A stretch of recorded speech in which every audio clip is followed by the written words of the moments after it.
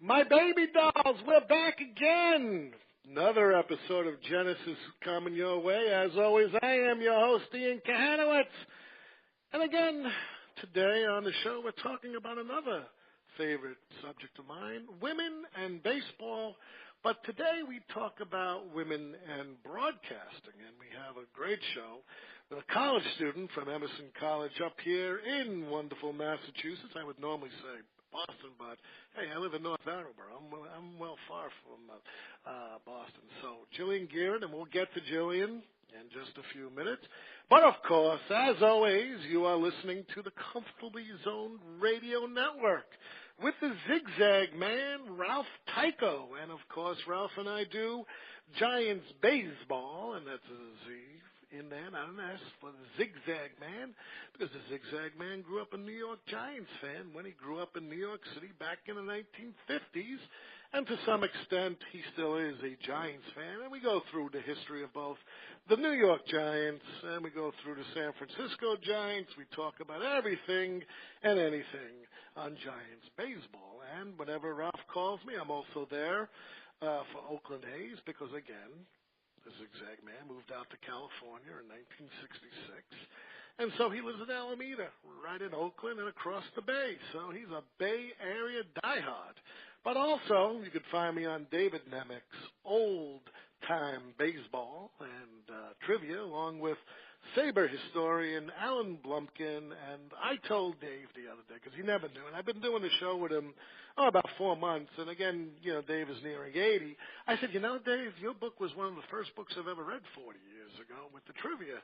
He's like, really? I said, yeah, I know you for 40 years. Now I'm doing a show with you. I was 7 years old back then. And Alan, I know for a heck of a long time, and he just turned 74, and I'm the young one at 47. But to be doing shows with these guys who are in their 70s, who have written the books and pioneered the books, it's an honor. And, of course, what I do for the ladies' baseball and for the Negro Leagues and Ty Cobb and old-time baseball in the 1800s up until 1920, it's an area that a lot of folks don't know about, and a lot of prejudice has occurred. And with our guest today, we're going to learn about a woman who wants to go into broadcasting, and she knows it's hard. And what we're doing here is we're trying to advance women in baseball. And I think it's very important, whether you are an umpire like Perry Barber, or if you're a lawyer like Donna Eden Cohen, or if you are a professor at Marshall like Dr. Cat Williams, these ladies are trying to advance the cause for women. I had Isla Borders on the show a few weeks ago, and of course, she was the first female to play in any big league game, and of course, it was in the minors with the St. Paul Gophers. And, she's come out after all these years, and she's advancing the causes for women. And we're going to talk right now about what's life like in college for broadcasting majors, and where does Jillian want to go. And without any further ado, welcome to the show, Jillian. Thank you. Thank you for having me. And thank you for being here. You see, that's what happens when pretty girls walk up to me and say, can I have some of your time? I'm like, sure. That's how we met. Now, let me ask you this question, Jillian. What got you started in baseball? Well, the best way for me to describe it is I am an only child, and my dad really wanted a boy. So he brainwashed me into loving everything about sports. I grew up a Red Sox fan. I grew up having a crush on Pedro Martinez. Instead of asking if the Red Sox were playing, I'd say, is Pedro playing? And just kind of the love for the sport started there. I currently play softball at Emerson College, and just the love of the sport, not only the physical aspect of it, but the mental part of the game, the strategy. There's always different ways you can look at it, and I just love that aspect of it. You give a positive outlook about your dad, because if I found out my parents wanted a girl, which I think my mother did, because she ended up getting my sister, I'd be devastated for life. You wanted a girl, but you're just taking it, hey, you know what? He wanted a boy, you got me, that's just too bad, right? Exactly. And you know what? I mean, I don't want to put words in his mouth, but I like to think I turned out pretty great, so he can deal with it. See, that's the thing. I told my wife always, I want boys. I got two of them at the same time. That's why I look the way I do these days. Twin boys. Let me ask you this question now. On softball, opposed to baseball, what position do you play, and what position did you groom yourself towards? I play first base. In high school, I actually played center field, and I was pretty good at it. I was not a fast player, but I could read the ball really well. I had quick jumps in center field. But I dislocated my elbow when I was 15, and my rehab basically started at first base. There's less throwing, and I became pretty good at it, and they realized I was not going to get any faster, so I might as well keep the slow girl next to first. Let me ask you this question. Do you see a marked difference between baseball and softball? Yeah, I think softball is starting to become a lot more popular of a sport, which I do love because I love that sport as well. You see every single game in the College World Series is broadcasted on ESPN, which is amazing for the sport. I think the marketing towards women is a lot different. Baseball is not seen as a women's sport so much as softball is the women's version of baseball. And I understand why they have it like that, but I don't see why they can't have baseball be a women's sport as well and just have the girl choose. Now, softball fanatics might think that's going to draw away girls from softball, which in all honesty it might a little bit because we're growing up watching baseball, watching our teams like the Yankees, the Red Sox, the Dodgers play, and we want to grow up to be like them. I think the difference where softball won't lose fans is where we do have those female leaders that we see on the field, like Jessica Mendoza. She played softball in the Olympics, but now she's also in the broadcasting booth, so girls can look up to her and want to go into softball, or maybe they'll look up, like I did, to Pedro Martinez. It'll really depend. Well, let me ask you this question. There's been this notion for a long time, for a very long time, that girls get pushed into softball and are negatively dissuaded out of baseball into softball. Do you find that?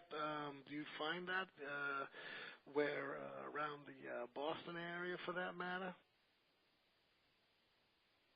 I'm not really sure about the young girls being pushed into it. I personally was somewhat. I started out playing baseball, and then when I was 8, I switched to softball, and I still loved the sport. I had my first coach who made sure that the game was still fun, and it wasn't that, oh, you're not playing baseball, you're playing softball, and that's a lesser sport. It was just kind of considered a different sport that had the same fundamentals as baseball. So I was lucky to have a really good coach named Patrick Burke, and he really instilled the love of softball for me, and then I still loved watching baseball.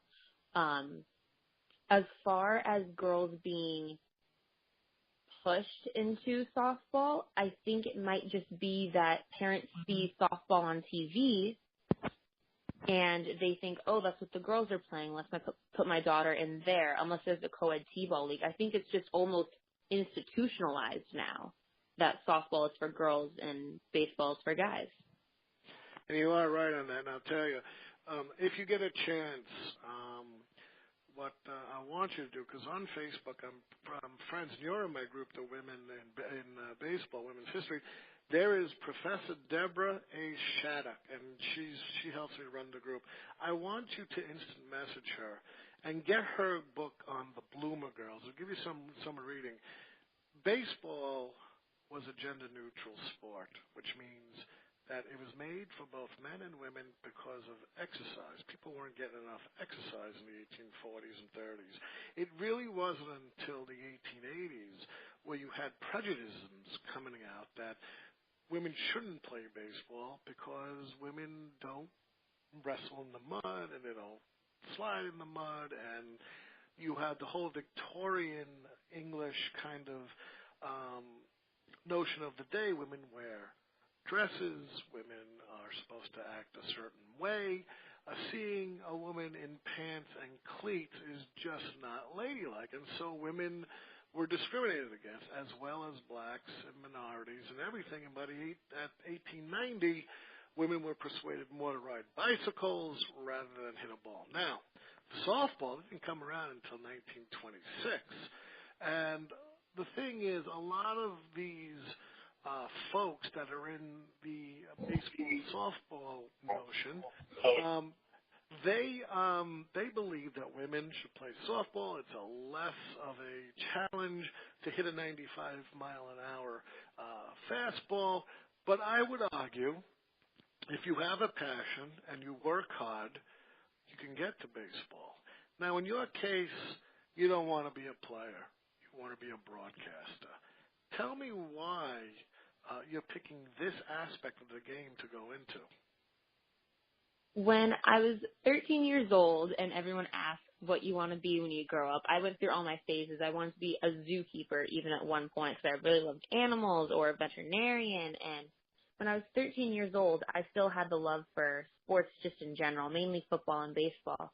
And some of the guys were talking about football, and they couldn't remember the name of a player for the Patriots. And being a New England fan, I said, "Oh, you mean Teddy Bruschi?" And I just remember all the guys staring at me in the class being like, "How do you know who Teddy Bruschi is?" Because I grew up in California, and not many people in California who are 13-year-old females know who Teddy Bruschi is. And I remember going home to my mom and saying that was so weird, and they were looking for left-handed quarterbacks, and I would rattle some names off, and my mom said, "Well, you know a lot about sports." And of course my mom also wanted to throw in that I also like to talk a lot. So she said, "Why don't you talk about sports?" And then I would listen to games, and I loved Don Arcello and Jerry Remy watching the Red Sox on Nesson. And I just kind of realized, what more could I ask for than to just be paid to talk about sports that I love? And it kind of grew from there. Now at Emerson, I am taking marketing classes. I took a sports PR class. And just kind of understanding sports in general and just the business behind sports, I think, is also important for me because, you know, broadcasting is a very difficult business to get into, especially for women. So I think it's good that I have a fallback, but just the idea of being able to just talk about sports all day sounds amazing to me.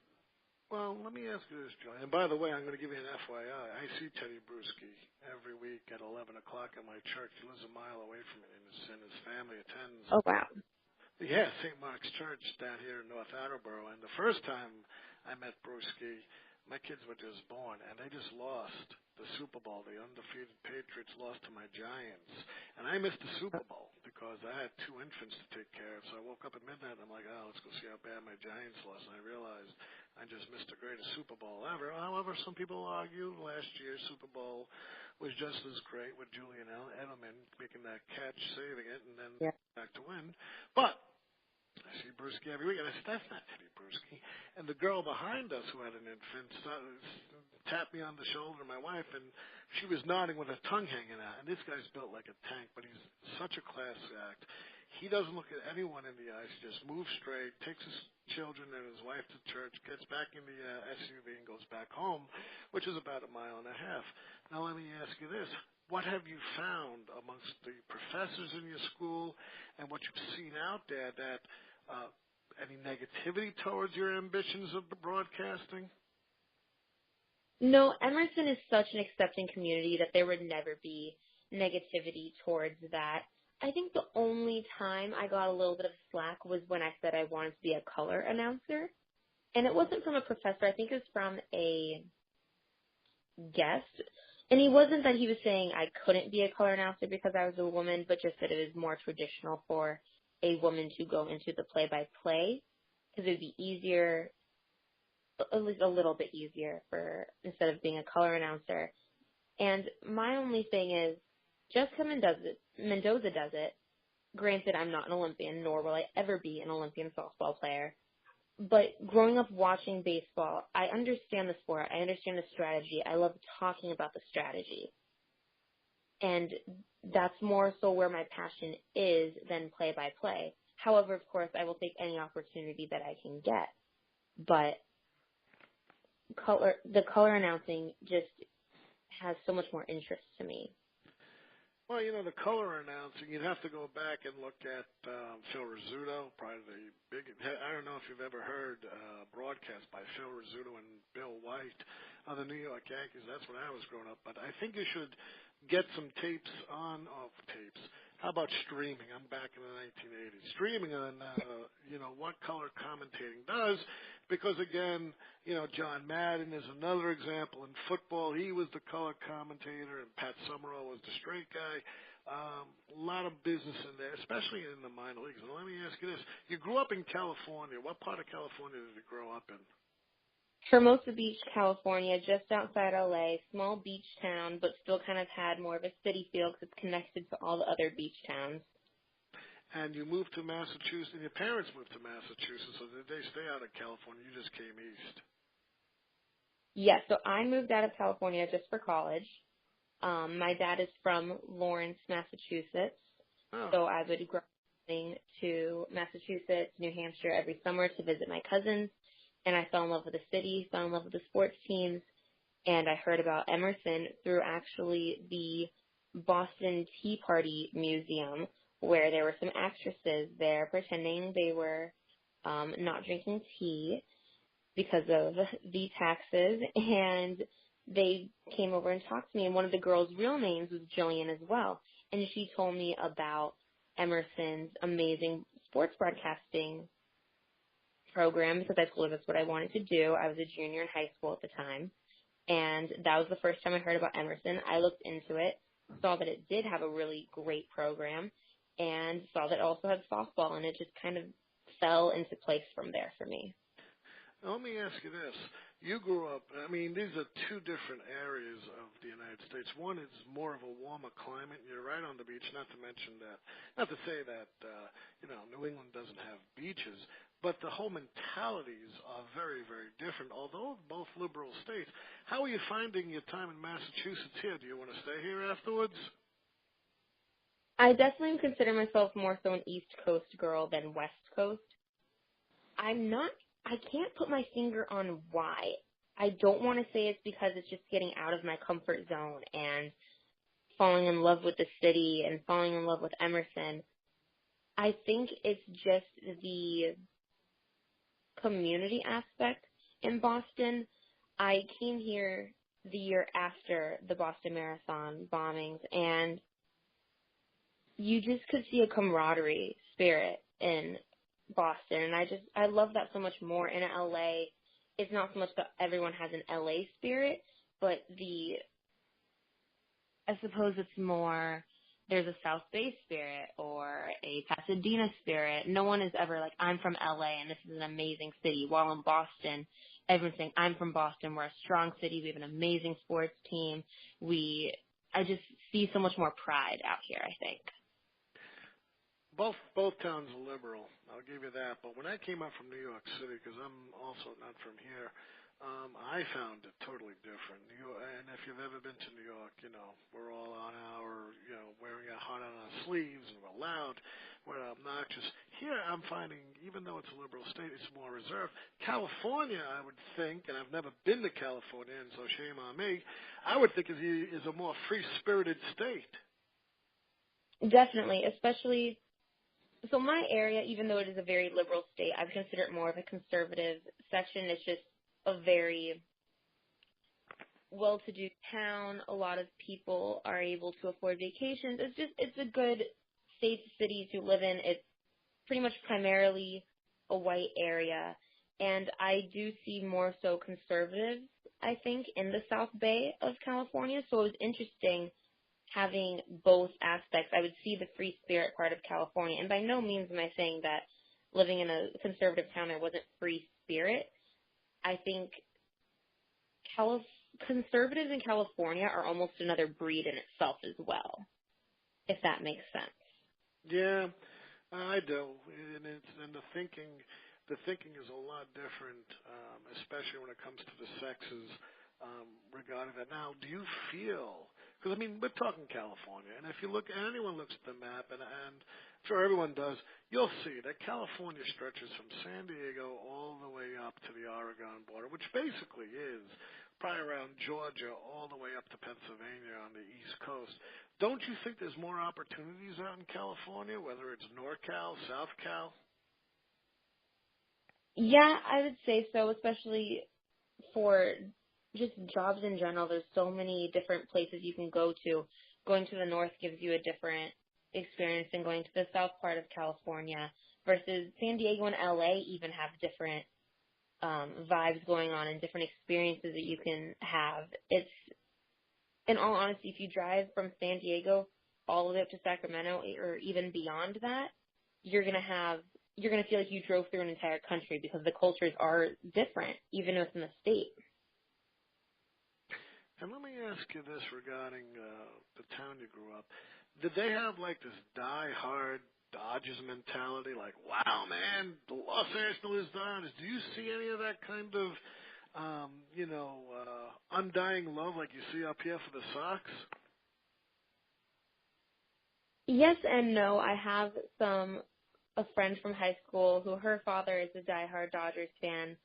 I think the difference is in Boston, almost everyone is a diehard Red Sox fan, while there are people in California where you're split between the Angels and the Dodgers, because there were people who liked the Angels more than the Dodgers in the 90s. It's really the kids who are switched between Dodgers and Angels follow wherever their parents' hearts lie.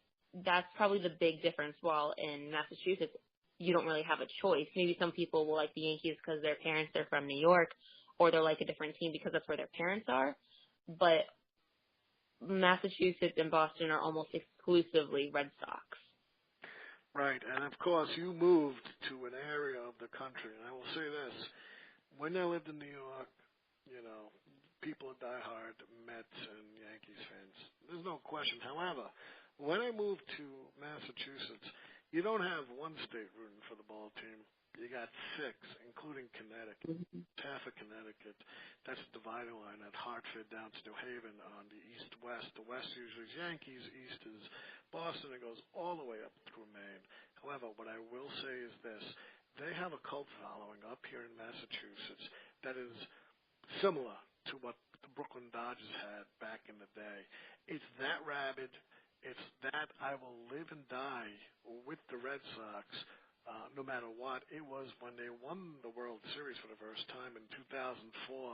People went to their ancestors' graves, their grandfathers and fathers or whatever, and left baseball hats there. That's how, number one, depressed it was, and number two, that's how die-hard these fans are. And I'll even go further, and I always say this about Boston Red Sox. I hate the Red Sox because I'm a Yankees fan, but that's besides the point. The Red Sox fans are the most dedicated and most knowledgeable baseball fans in all of baseball. They know their history. They know their lineups. Fenway Park, and you've been to Fenway Park, right? Yes, many times. Never. Never. I know you've been to the event you and I went to that day. I didn't know if you were on the field that day, but Fenway Park is like no other park, no other stadium in Major League Baseball. It is a cult following. I have a lot of respect for the Red Sox fans. I mean, my kids are Red Sox fans, but I'm still a New York Yankee fan, so I'm sorry about that. Now, let me ask you this. What opportunities have you had? I know we spoke about last month when we were at Fenway Park and at the luncheon. You worked down in Pawtucket. What did you do for the Red Sox down there? So the way that I got involved with the Paw Sox was through my sports PR class. We had to have a real-life client. And my professor, David Gerzoff, he knew Charles Steinberg. So me and a group of 6 other guys, we worked for Dr. Charles, and we ended up doing a street team for him where we were trying to get more people in the Little League areas to bring their kids in for games and just try to be more involved in the community, because we do think that is so important for a baseball team, especially the minors, to be involved in their community that they're in Pawtucket. And so I'm not officially working for the Paw Sox anymore, I try to go down and help them when I can because I did accept an internship with USA Softball of Massachusetts for the summer. So I try to go down to Pawtucket and help when I can. So it was more so really just a marketing PR help that I did for them. However, Dr. Charles is trying to help me kind of be a guest broadcaster for the Paw Sox one time. I've met the broadcasters a few times. Don't know them very well yet, but I hope to be more and more involved with Pawtucket when I can. Now, let me ask you this. Have you considered going north? I'm going to Maine in a few weeks, and the Portland Sea Dogs have a huge following up there. What do you know about the Portland Sea Dogs up there? Not a whole lot. I've been to Maine a few times because my dad's friends from college live up there, so I'd go visit them near a beach house and hang out near the ocean there. I believe I went to a few of their games growing up because why not have an excuse to go see baseball when you can on vacation? And for me, as far as, you ask me, why don't you go north? And people say, oh, well, why don't you go back to California? You could start in the middle of the country in a small town and work your way up from there. Whenever people ask me like that, I kind of just want to say I will go wherever someone gives me an opportunity because I know how rare the opportunities can be. So when someone says, are you interested in moving north, south, staying there, going back to LA, I tell them I will move to Japan if it gets me somewhere. Let me ask you this. This is the beautiful thing about Massachusetts. There is something called the Cape Cod Leagues. I don't know if you've heard about it or not, but that's huge for summer ball. There's another thing you can target also. Can you imagine just staying on Cape Cod all summer, announcing games? Yeah, that's also definitely a possibility. My issue is playing softball. Not that it limits my opportunities per se, but I had to decide that softball is a very important aspect of my life. I've been playing it since I was 6 years old, and I'm not willing to give up my senior season because there are opportunities I could take where I would be able to just kind of go to any college and, record a game on my phone and just try to get kind of a reel going or just get some more experience. But for me, softball has been such a huge part of my life that I'm not willing to give up on that. And I realize that I might be set back because of it. So that's always the thing that's holding me back. Also that I don't have a car in Massachusetts, so that's an issue. I can't get places very easily. But you don't have a car? Well, I don't have a car. I've never owned my own car. I always shared with my mom in LA. And then I come out here and I have the T, so I get to school very easily. I do have a Zip car. I use Zipcar. I just started doing that. So I'm getting more able to get around places. Well, this is what you do. You have friends at Emerson. Hey, girls, let's go up to Maine tonight and party with the Portland Sea Dogs and go see a game and drink the local brew. And that's how I do. I grew up in New York City. I didn't have a car until I was 23 years old. And then the day I got the car, 3 days later, I left to live in Massachusetts. So I hear you.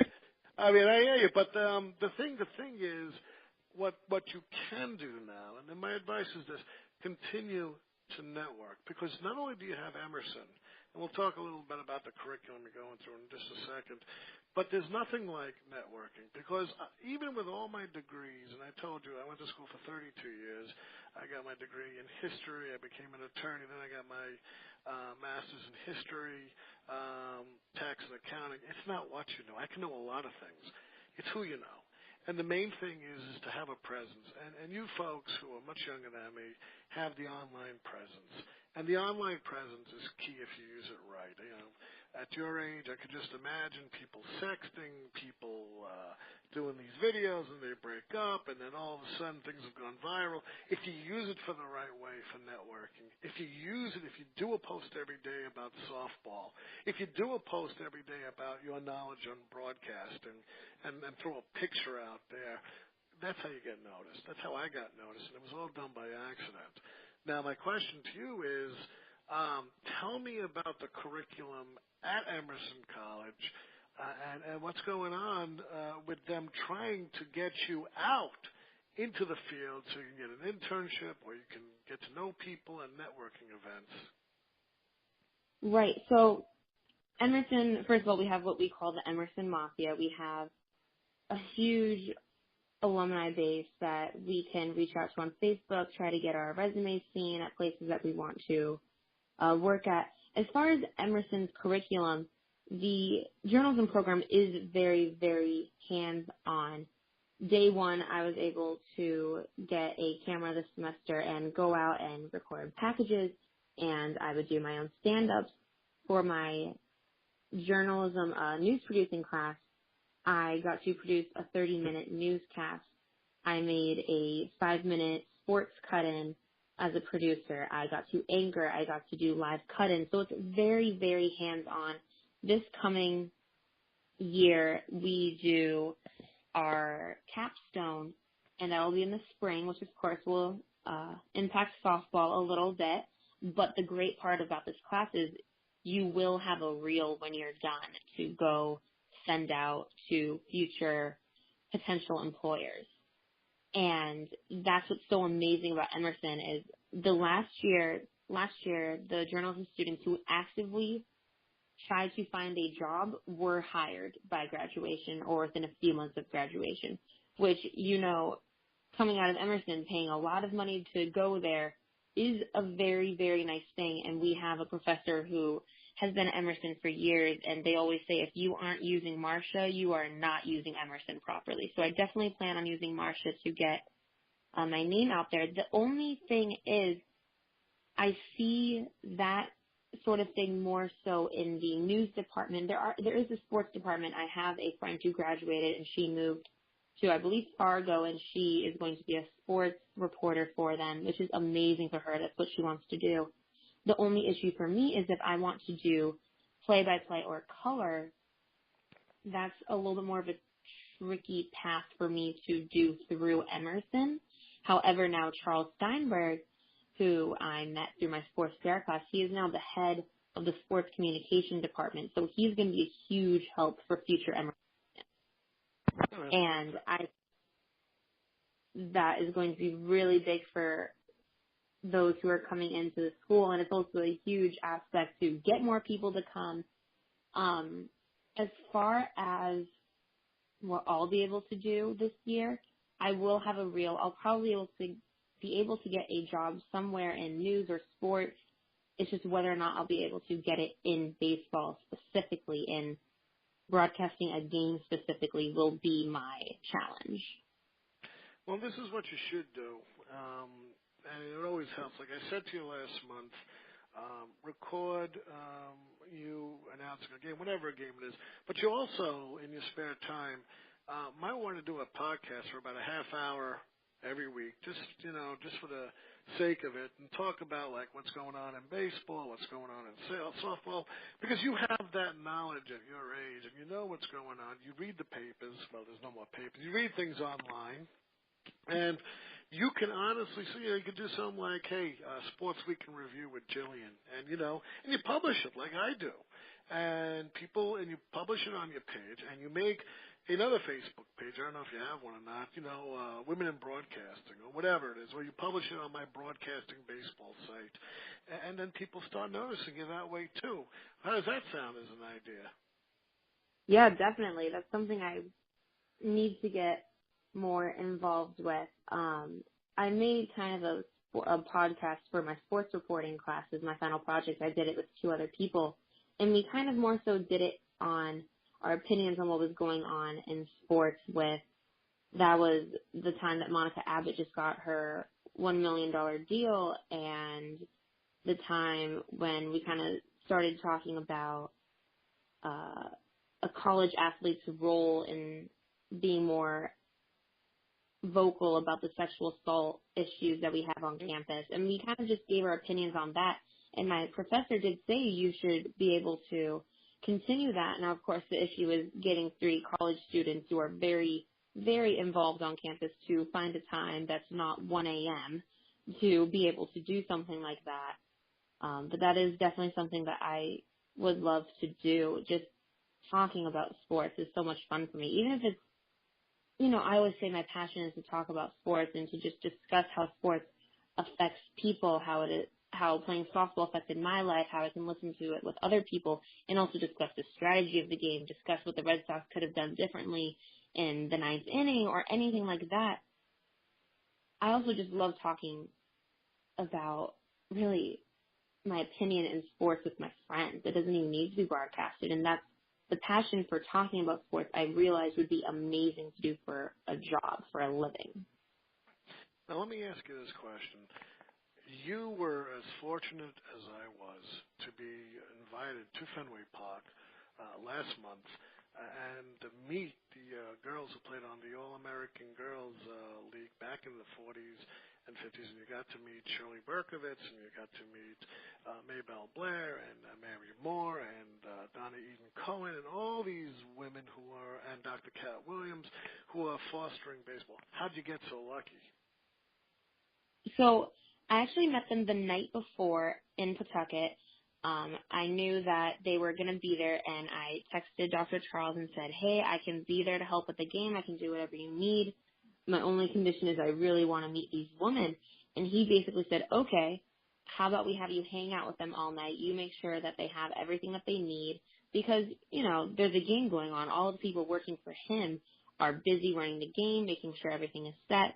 So I think I was kind of the safety blanket to make sure that they had everything that they needed.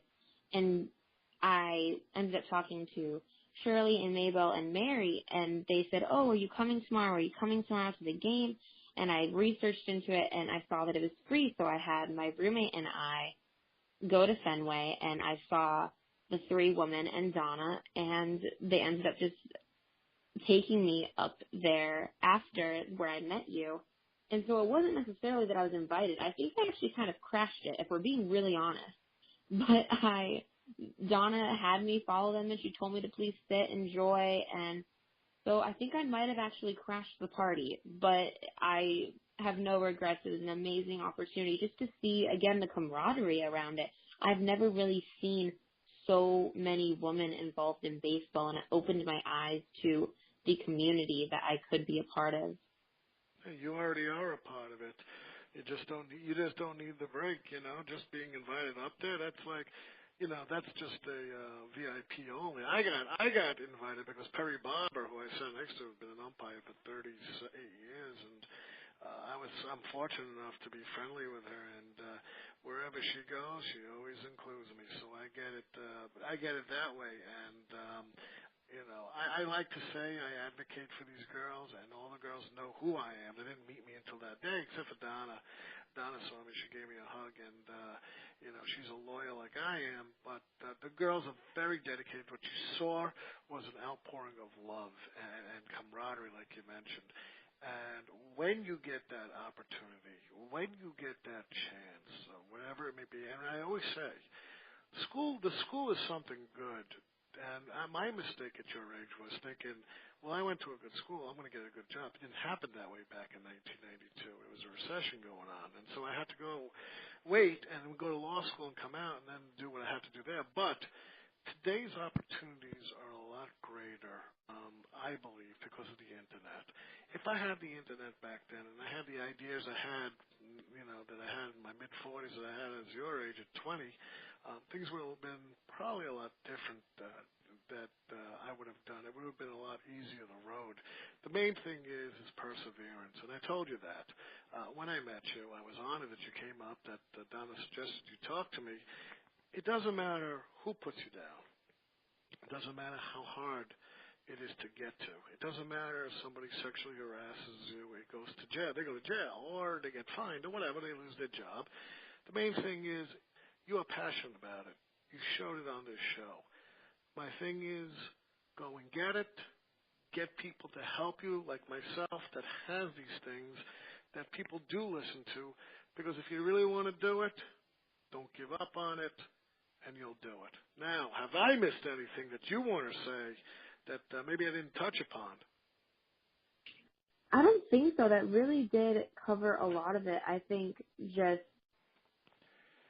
for me, the ability to, I'm very lucky to be able to play softball in college, and I'm lucky to be able to go to as many Red Sox games as I have had, and I'm lucky to go to Emerson to have Dr. Charles Steinberg's number in my cell phone, and he knows who I am. That's amazing for me at only age 20. I'll be 21 in a week. And happy birthday. Thank So you. what are you? Thank you. What are you? A cancer? You're the sign of the cancer, right? Yes, I am. It's All just right, hey. I realize I'm so lucky to have all these opportunities, and I think the part that, you know, people grow up wanting to have these dream jobs and be able to have these amazing things and be in the public spotlight, and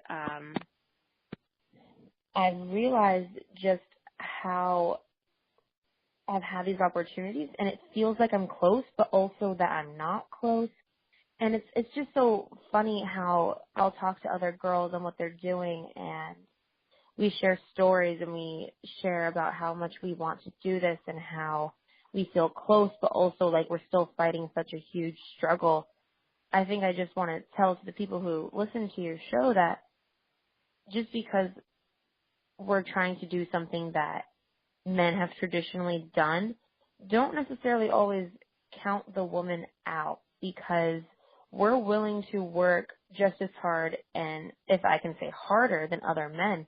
To get to Pawtucket, I had to take the commuter rail into South Attleboro, and then I walked for 2 miles to get to Pawtucket. I could have asked for a ride, and I knew people who could, but they weren't able to do it, so instead I just decided to walk. And if we're being frank, my dad might be really mad at me for saying this, but I feel like him and maybe some other of my guy friends would have just given up to get there and ask for more help. And I think women know that they need to work harder to get where they are. So I would suggest to people, think about hiring a woman, because you might get an even harder worker than you expect. You know, that's a beautiful way to end the show. I hope you had a great time today, Jillian. Yes, thank you. Thank you so much for having me again. Well, hey, you know, we'll get you back on the show. You can let me know what's going on with softball this summer, and we'll have you on to see you finishing Emerson, and maybe we'll have you on around graduation as well. We'll get you 2 more times on the show. Hold the line, because this is how I end the show, as all my listeners know. Folks, had a great time talking about the future of baseball and baseball broadcasting.